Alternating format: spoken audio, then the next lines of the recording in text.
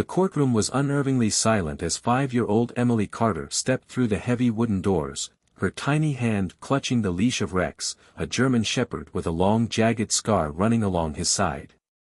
Can you guess where this story is going? Drop a comment with your city or country. Let's see how far this story reaches. Every eye in the room followed the small girl as she made her way toward the witness stand, her movements hesitant but determined. Judge Mark Sullivan, a seasoned man with years of legal experience, leaned forward slightly, observing the child with a measured gaze. He knew that the weight of the entire case rested on her fragile shoulders.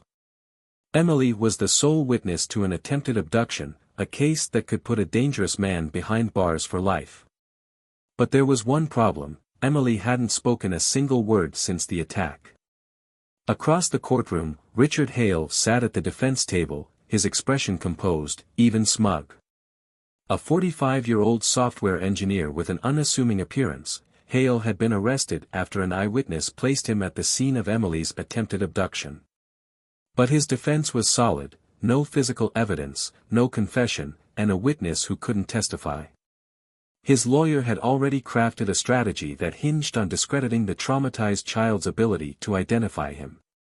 But then something happened. As Emily settled onto the witness chair, her green eyes met Richard Hale's. Her small fingers trembled as they made a subtle movement, barely noticeable to the untrained eye. It was a silent signal, one she had learned over weeks of therapy. Only two beings in the room caught it: Rex and Judge Sullivan. Rex's reaction was immediate. The moment Emily's fingers twitched in that silent plea for help, the dog's body went rigid. His ears pricked forward, his muscles coiling like a loaded spring. A low, guttural growl rumbled from deep within his chest, a sound of warning, of recognition. His golden-brown eyes locked onto Hale, unwavering and piercing. The reaction sent a ripple of unease through the courtroom. A murmur spread through the spectators, whispers of speculation filling the air. Something about the dog's behavior struck a chord. This wasn't just a well-trained support animal reacting to his handler's distress, this was something deeper, something primal. Judge Sullivan's hand came down hard on the gavel, the sharp crack echoing like thunder through the room. "This court will take a 15-minute recess," he declared, his voice unusually urgent. The prosecutor, Jenna Collins, shot him a questioning look, but he didn't meet her eyes. Instead, he glanced at Emily, who clung to Rex like a lifeline. Something significant had just happened, and he needed to understand exactly what it was before the trial proceeded any further. As the courtroom emptied, Sullivan remained seated, his mind racing. He had seen many things in his years on the bench, but never had a therapy dog reacted with such undeniable certainty. What had Rex recognized? And more importantly, what did that mean for the case? Outside in the hallway, Emily knelt beside Rex, her tiny hands gripping his fur tightly. Her mother, Sarah Carter, bent down beside her, smoothing back the child's curly hair with trembling fingers. "Sweetheart, are you okay?" she whispered. Emily didn't respond. She didn't need to. Her grip on Rex tightened, her small frame pressing into his side. Jack Monroe, the lead investigator on the case, watched from a few steps away. A grizzled FBI agent with decades of experience, Monroe had a gut instinct that had served him well over the years. And right now, his gut told him that whatever just happened in that courtroom was a game-changer. He stepped closer to Judge Sullivan. "Something spooked that dog," he murmured, his voice low. "I'd bet my badge he recognizes Hale from somewhere." Sullivan exhaled slowly, his sharp blue eyes narrowing. "Then we need to find out where." Meanwhile, inside the defense's private room, Richard Hale sat across from his attorney, Michael Graves. The moment they were alone, the smug confidence on Hale's face twisted into something else, something colder. His fingers drummed against the table as he replayed the moment in his mind. The girl hadn't spoken, but the dog had reacted. "She knows," he muttered under his breath. Graves raised an eyebrow. "What?" Hale forced a small smile. "Nothing," he said. But his mind was already racing. That damn dog. He hadn't considered the animal would be a problem, but now he realized Rex might be the key to unraveling everything. As the 15-minute recess neared its end, Judge Sullivan straightened his robes and took a deep breath. He didn't believe in coincidences, and right now, something told him that Rex had just given them the most important clue of the trial. It was time to dig deeper. And for the first time since the case had started, he felt the tide shifting. Before the silence, before the courtroom, before the terror that stole her voice, Emily Carter was a vibrant chatterbox of a child. At 5 years old, she was the kind of girl who filled a room with endless stories, her bright blue eyes gleaming with curiosity and mischief. She loved fairy tales, stuffed animals, and the way her mother read bedtime stories with different voices for each character. She had never known fear, until that fateful afternoon. It had been a perfect spring day, the kind where the scent of blooming flowers drifted through the air and the warm sun painted golden streaks across the backyard. Sarah Carter had been watching her daughter from the kitchen window, a smile tugging at the corner of her lips as Emily twirled in the yard, her pink dress flaring like a dancer's. David Carter was due home in a few hours, and she had been debating whether to start dinner or wait for him. It should have been an ordinary afternoon. It should have been safe. At 3:42 p.m., Sarah's phone rang. It was her sister calling from out of state, and she stepped inside for what she thought would be a quick conversation. 4 minutes. That was all it took. When she returned to the yard, the gate stood ajar. A wave of cold terror shot through her veins. Her breath caught in her throat as she scanned the space where her daughter had been. Emily was still there, but she wasn't alone. A black van idled near the curb, its side door slightly open. A man knelt beside Emily, his smile unnervingly warm. "I have puppies in my van," he was saying, his voice smooth, practiced. "Special ones. They need a little girl to take care of them. Would you like to see?" Sarah's world seemed to slow. Her instincts screamed before her mind could process what was happening. Her voice sliced through the air. "Emily." The man's head snapped up. His smile vanished, replaced by something sharp and calculating. In an instant, he grabbed Emily's arm. Emily froze. She didn't scream. She didn't fight. She only stared at him with wide, unblinking eyes, as if some deep-rooted fear had locked her in place. Across the street, Martha Jenkins, a retired nurse walking her terrier, saw everything unfold. Her voice, weathered with age but strong with conviction, rang out. "Hey!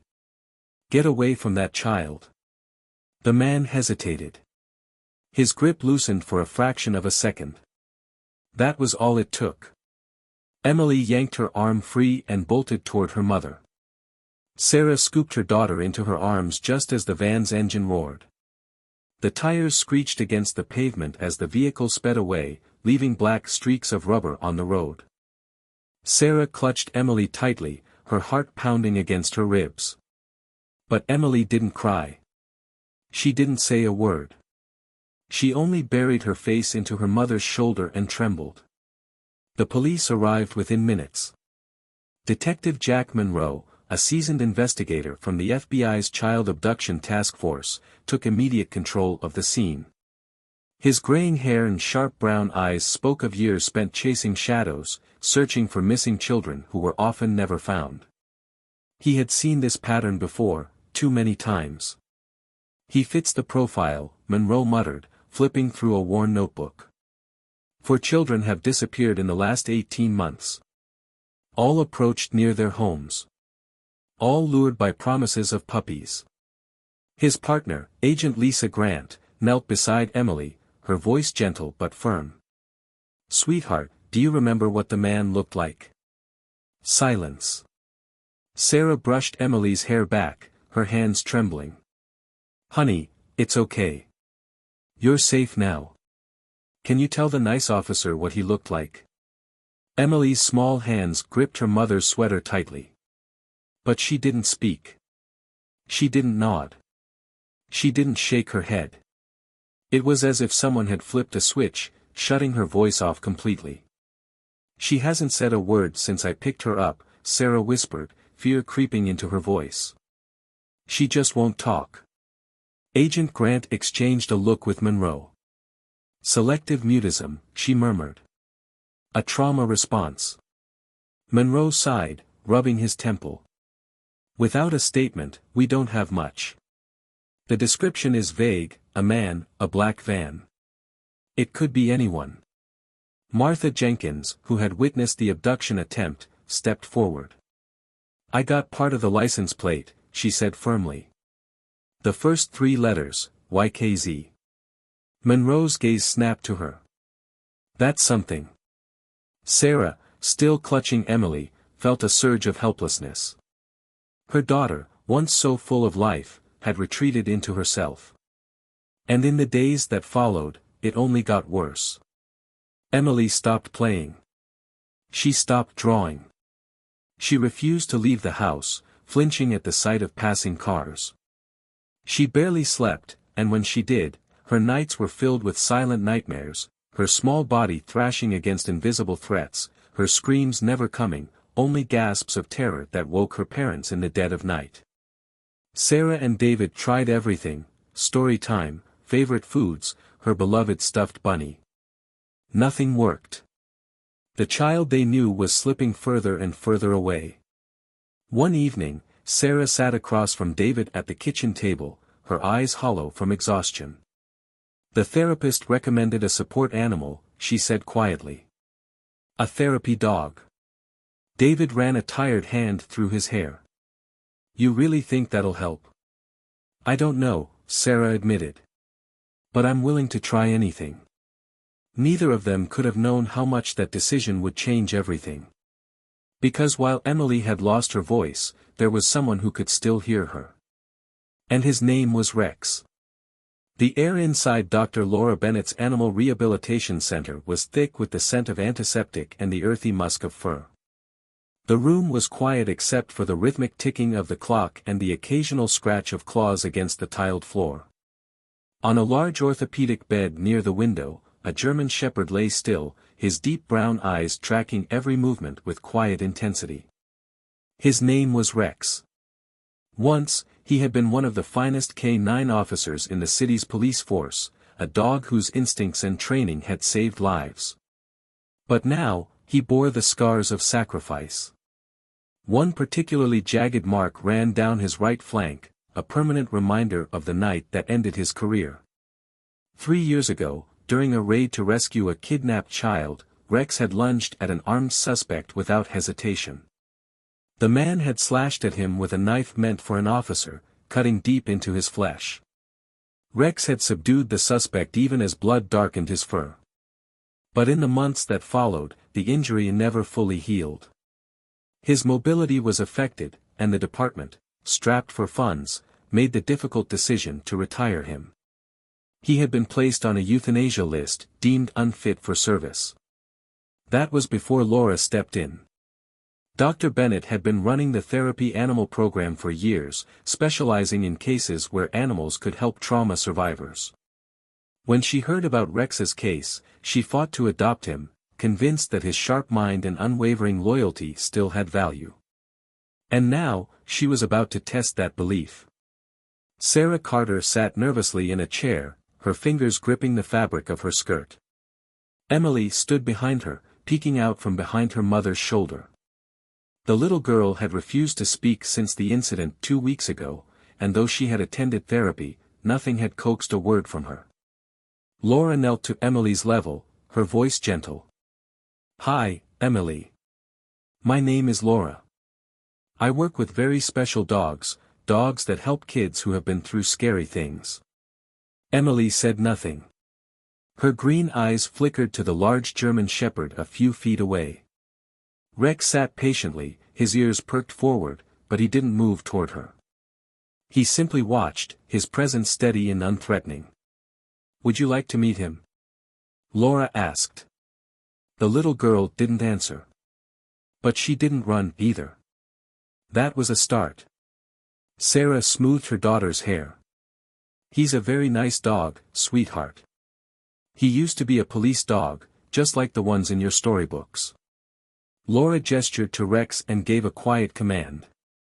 Stay. The German Shepherd didn't so much as twitch. Laura turned back to Emily. You don't have to come close if you don't want to. Rex will wait right here. But if you feel ready, you can put out your hand, and he'll come to you. Emily hesitated for long moments. She remained frozen in place. Then, inch by inch, she stepped out from behind her mother. Her tiny hand lifted, hesitant but deliberate. Rex remained still, waiting for the final cue. When Laura nodded, he slowly lowered his head and took a careful step forward. Then another. And another. The moment his warm breath touched Emily's palm, something shifted. Emily's fingers curled slightly, brushing through the dog's thick fur. The connection was made. Sarah gasped softly, pressing a hand to her mouth. It was the first time Emily had reached out to anything, or anyone, since the attack. Tears welled in her eyes as she whispered, "Oh, baby." Emily's small fingers burrowed deeper into Rex's fur, gripping him as if he were the only solid thing in a world that had turned terrifyingly uncertain. Laura smiled. That's a good girl, Emily. Rex likes you. The child said nothing. But she didn't let go. Over the next few weeks, Rex and Emily became inseparable. At home, she would sit beside him for hours, her tiny hands tracing the scar along his side. When nightmares woke her in the middle of the night, it was Rex's steady heartbeat that calmed her. Though she still refused to speak, she began drawing again, simple crayon pictures of a girl and a dog standing together against shadowy figures. One afternoon, while sitting on the floor of Laura's office, Emily was watching Rex perform a simple trick when something remarkable happened. "Good boy," she whispered. The words were so soft that for a moment, Sarah thought she had imagined them. But when she turned, she saw Emily staring at Rex, her lips slightly parted in wonder, as if she, too, had surprised herself. Tears filled Sarah's eyes. It wasn't much. But it was a start. Laura placed a gentle hand on Sarah's arm. "She trusts him," she murmured. "Sometimes, trust is the first step toward finding your voice again." Sarah squeezed her hand. "Then we'll follow wherever that trust leads." And it would lead them somewhere they never expected, to a courtroom where a monster would finally be unmasked. The air inside the courtroom was thick with tension. The seats in the gallery were filled with journalists, families, and legal observers, all watching with anticipation as one of the most high-profile trials in recent memory was about to begin. In the center of the room, the defendant, Richard Hale, sat beside his attorney, his expression unreadable. Despite the weight of the charges against him, he appeared disturbingly calm, his fingers tapping rhythmically against the polished wood of the defense table. Seated beside her mother, Emily Carter clutched the leash of Rex tightly, her small fingers wrapped around the thick fabric as if it were a lifeline. The German Shepherd sat alert beside her, his ears pricked forward, his deep brown eyes locked onto Hale. Every so often, his nose would twitch, as if he were scenting something familiar in the air. "All rise," the bailiff's voice rang through the chamber as Judge Mark Sullivan entered. His robe flowed behind him as he took his seat at the elevated bench, his sharp eyes scanning the room before settling briefly on Emily and Rex. He had already made a ruling allowing the therapy dog to be present, but he knew that decision was far from universally accepted. "Before we proceed with opening statements," Sullivan said, his deep voice measured and controlled, "the court will hear arguments regarding the presence of the support animal in these proceedings." Michael Graves, the defense attorney, rose smoothly from his seat and adjusted his tie. "Your Honor," he began, his tone polite but firm, "while we understand the prosecution's argument for emotional support, the presence of this animal is highly prejudicial. A large German Shepherd in the courtroom may evoke an emotional response from the jury that could unfairly bias them against my client. We request that the dog be removed during testimony." Jenna Collins, the lead prosecutor, stood immediately in response. Your Honor, Emily Carter is 5 years old and a trauma survivor. She has been diagnosed with selective mutism as a result of her experience. Rex is not here as a spectacle, he is here as a medically necessary support animal. His presence allows Emily to participate in these proceedings without undue distress. Judge Sullivan sat back, his expression unreadable. I have already reviewed the documentation submitted by the child psychologist and the animal behaviorist. The dog remains. A murmur spread through the courtroom, some in agreement, others grumbling under their breath. Graves pressed his lips together, displeased but unwilling to argue further. He returned to his seat, shooting a quick glance at Hale, who remained eerily expressionless. The trial began in earnest. The prosecution painted a chilling picture of Hale's actions, a pattern of manipulation, deception, and predatory behavior spanning years. Witnesses were called, including the elderly neighbor Martha Jenkins, who recounted the terrifying moment she saw Hale trying to lure Emily into his van. Her voice trembled as she described the way he had grabbed the child's arm before fleeing when confronted. Emily sat silently through it all, her small frame dwarfed by the large wooden chair. Her fingers occasionally flexed around the leash, but she never let go. Whenever the tension became too much, she would look down at Rex, who remained perfectly still, his quiet presence grounding her. Then, it was time for her testimony.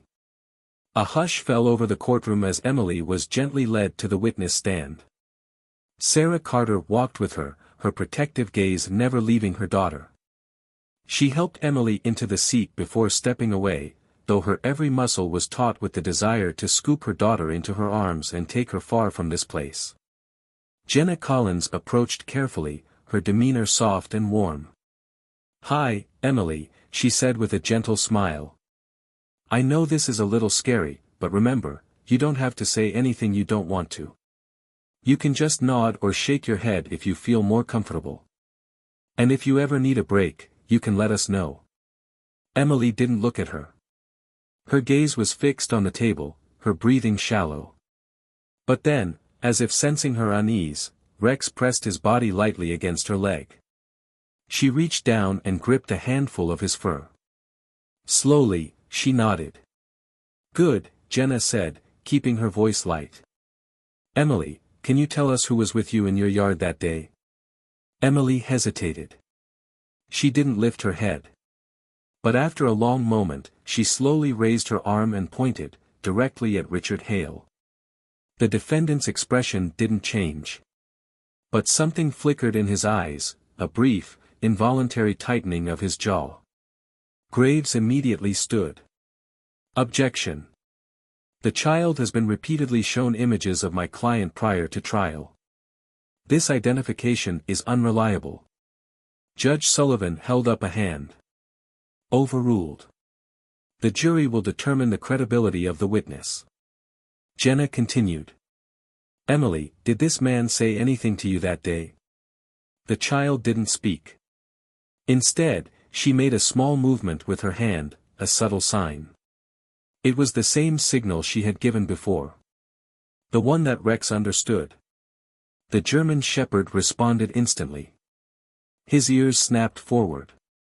His muscles tensed. And a deep, guttural growl rumbled from his chest.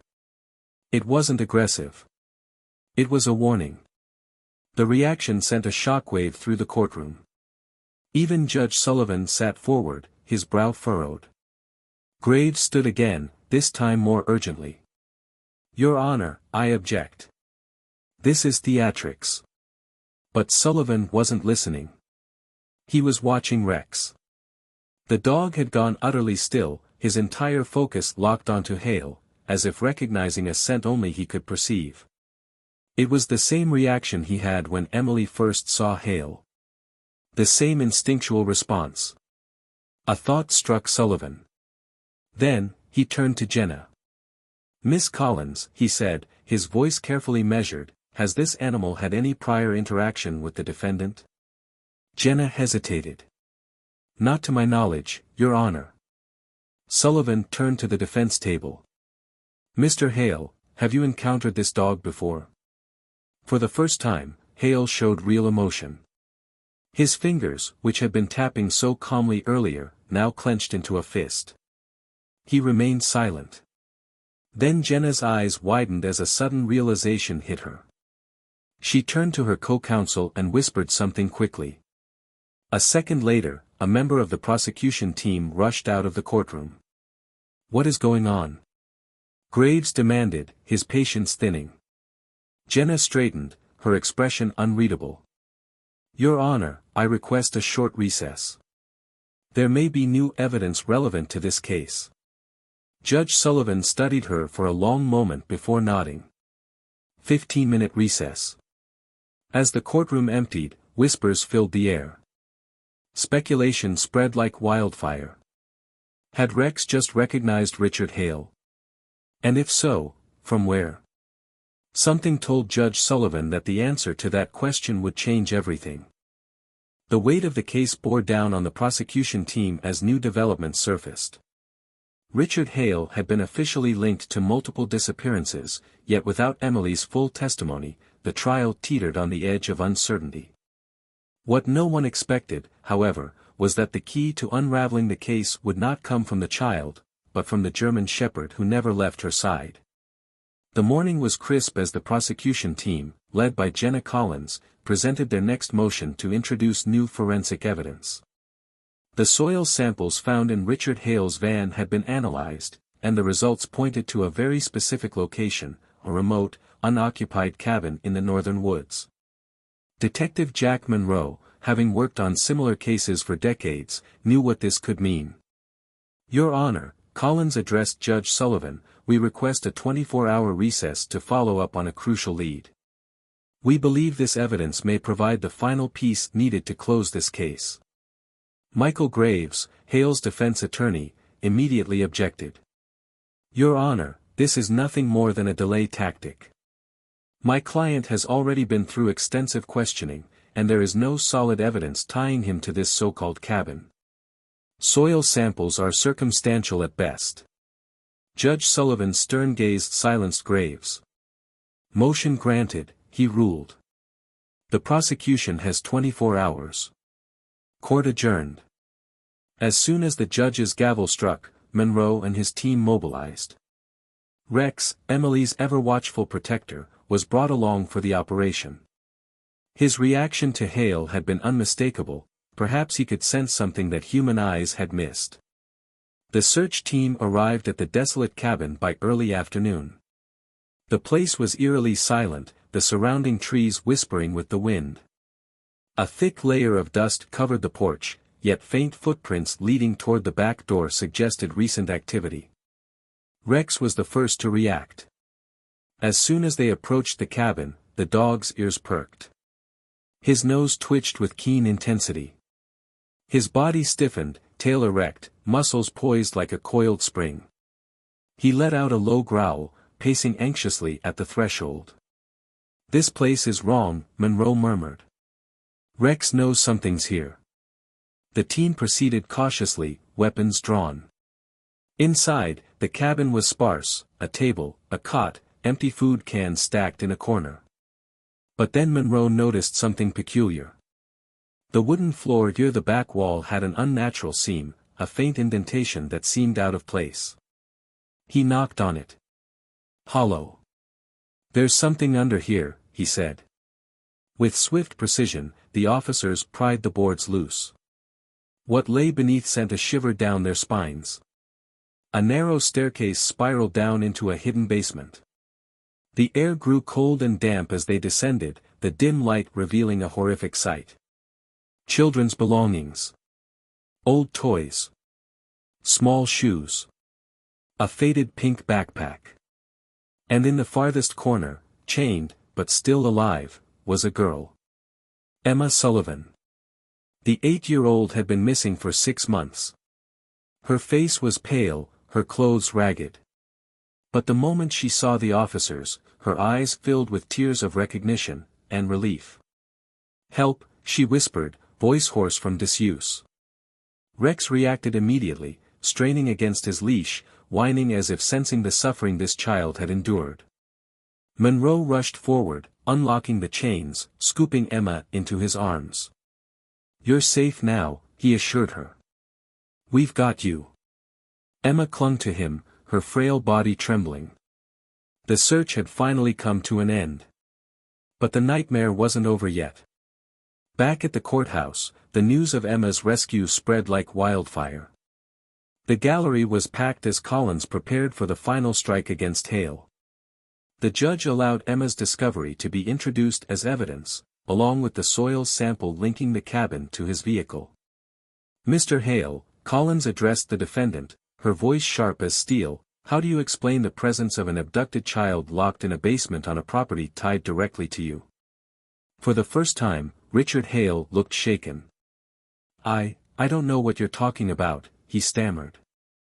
Jenna Collins pressed forward, her tone unwavering. "Your DNA was found on the chains. Your vehicle's tires match the tracks outside the cabin. And more importantly, Emma Sullivan is alive. Meaning she can testify against you." The weight of those words settled over the courtroom. A single survivor meant a witness who could single-handedly dismantle his defense. Hale's carefully constructed composure began to crumble. His lawyer whispered furiously in his ear, but it was clear he was cornered. And then it happened again. Rex, lying at Emily's feet, suddenly lifted his head. His eyes narrowed at Hale. His hackles rose. A deep growl vibrated through his chest. The room went silent as the German shepherd took slow, deliberate steps forward, his gaze locked onto the defendant. It was a look of recognition. Hale flinched. Everyone saw it. The man who had maintained his arrogance throughout the trial was now visibly sweating, his hands gripping the edge of the table. He turned to his attorney, muttering something frantically. Then, in a voice barely above a whisper, he said, "I want to change my plea." Gasps erupted across the room. Judge Sullivan's gaze darkened. "Mr. Hale, are you stating that you wish to plead guilty?" The room held its collective breath. Hale exhaled shakily. "Yes." The trial's abrupt end sent shockwaves through the nation. Richard Hale was sentenced to life in prison without the possibility of parole, his conviction sealing the fate of a man who had terrorized families for years. But the true heroes of the case weren't just the lawyers or the detectives. It was a 5-year-old girl who had found her courage. And a dog who had never given up on her.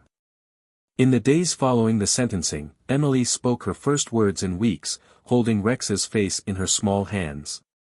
"Thank you," she whispered. Her parents wept, knowing that their daughter was finally finding her way back to them. And as Rex wagged his tail, nuzzling her gently, it was clear, some bonds were unbreakable. No matter how dark the world became, there would always be those willing to stand against the darkness. Even if they walked on 4 legs. The sun shone brightly over the Carter household, casting golden streaks across the backyard where Emily once played. The air was filled with laughter now, real, joyful laughter, as Emily knelt beside Rex, her small hands buried in his thick fur. The German shepherd wagged his tail lazily, his dark eyes warm with contentment. Sarah and David watched from the porch, their hearts full. It had been months since the trial, since the nightmare had ended. And with each passing day, Emily grew stronger, her voice returning in quiet words and, eventually, in the same bright chatter they had missed so dearly. Rex had been by her side through it all, her protector, her friend, the one who had listened when she couldn't speak. "Rex," Emily whispered, pressing her forehead against his, "you're the best dog in the whole world." The German shepherd let out a soft huff, as if to say, "I know." And in that moment, under the wide blue sky, with the scent of blooming flowers in the air and the sound of her family's laughter surrounding her, Emily knew something with absolute certainty. No matter what had happened, no matter what shadows had tried to steal her light, she was safe. She was loved. And so was Rex. Together, they had faced the darkness. And together, they had found their way back into the light. The end.